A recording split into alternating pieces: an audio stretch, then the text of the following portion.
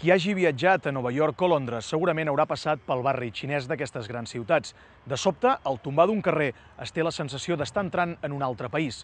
Les persones, els rètols, els restaurants, les botigues... Hem arribat a la Xina. A Barcelona aquest col·lectiu s'ha agrupat a l'entorn del barri del Fondo de Santa Coloma. Qui són? Com viuen els xinesos a Catalunya? Tot seguit, a Reporters.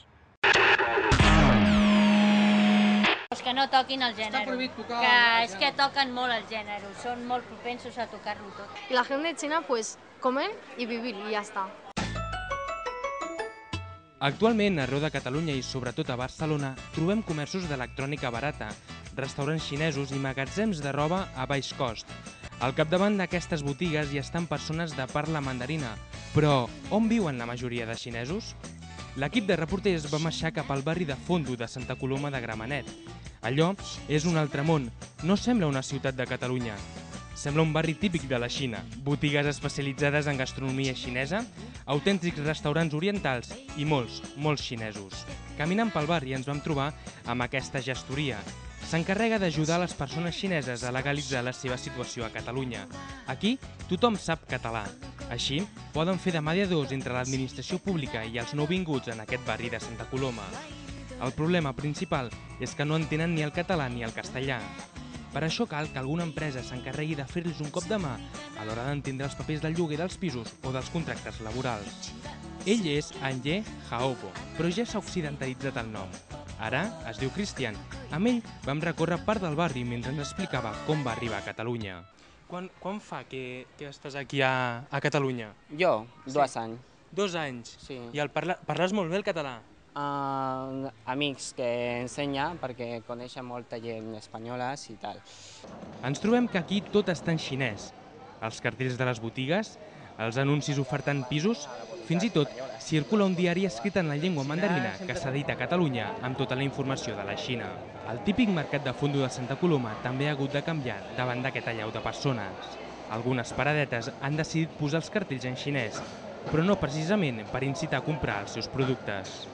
Que no es pots agafar en la mà i moltes gràcies. Ho poseu en xino, vosaltres també ho poseu en xino, no? Un xinès que ens compra ens ho ha fet. Pues que no toquin el gènere, Està prohibit tocar, que no, és que toquen molt el gènere, són molt propensos a tocar-lo tot. Tot i la fama dels xinesos de ser molt tancats, aquesta plaça del mercat s'ha convertit en el punt de trobada de moltes persones orientals per parlar i passar una estona. Després de fer un tom amb el Cristian, vam anar amb la San Cheng, qui també s'ha occidentalitzat el nom per Sandy. Ella va veure una bona sortida empresarial al saber que més de 4.000 ciutadans xinesos s'havien instal·lat en el barri del Fondo. Aquí encara no hi ha bancs xinesos, però les grans entitats bancàries han hagut de fer front a aquest canvi de societat en el barri i moltes de les persones que hi treballen en els mostradors de les caixes són xineses. La raó és ben senzilla, i és que una persona del teu país sempre et donarà més confiança a l'hora de guardar els diners. Que en todos los bancos que están en Santa Coloma de Gramenet hay gente china que está dentro de trabajar. Pero como que en la Caixa Benedés, Caixa Cataluña, hay gente china trabajando, para nosotros es lo mismo, es como un banco chino. Porque gente que no habla en castellano se va a ese banco que tiene gente trabajando de China, pues se puede comunicar. L'equip de reporters va intentar entrar en algunes botigues perquè ens ensenyessin per dins com són aquests establiments. La Sandy ja es va encarregar d'explicar als propietaris dels comerços què és el que estaven fent en el barri. Però la veritat és que la nostra proposta no va tenir èxit.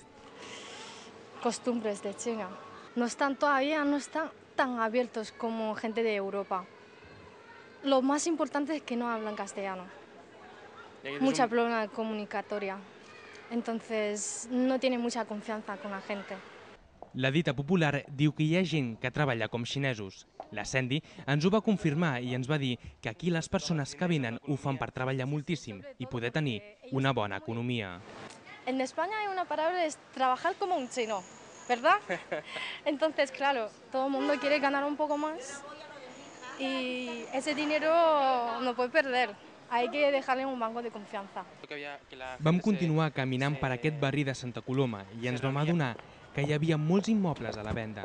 La Sandy ens va assegurar que desenes de persones xineses segueixen comprant pisos que van des dels 150.000 als 300.000 euros. Sobre todo es porque la gente de China siempre le gusta trabajan mucho, como trabajan un chino, ¿verdad?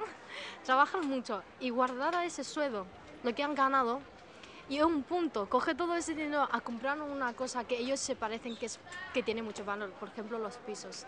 Entonces la gente de aquí ya tiene bastantes años y con estos años el trabajo les han dado, bueno, una caja fuerte, ¿no? El nivell de vida dels xinesos és diferent al de qualsevol català. Sembla que la població xinesa no té gairebé despeses en oci. Per això, la seva capacitat estalviadora és molt més gran que qualsevol català. Segons la majoria de comerciants, el sou no supera els 1.200 euros i, com a molt, gasten 300 euros en menjar i roba. Per això, la resta de diners la poden destinar a pagar el pis. Los catalanes les gusta mucho salir, a viajar, vacaciones, comprar de marcas o no sé, a un sitio de mucho nivel y eso es mucho dinero, ¿verdad?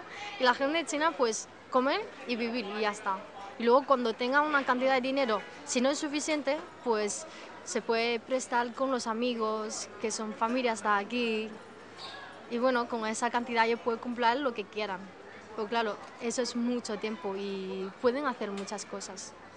La Sandy es va mostrar molt reticent a mantenir una relació sentimental amb qualsevol persona que no fos xinesa.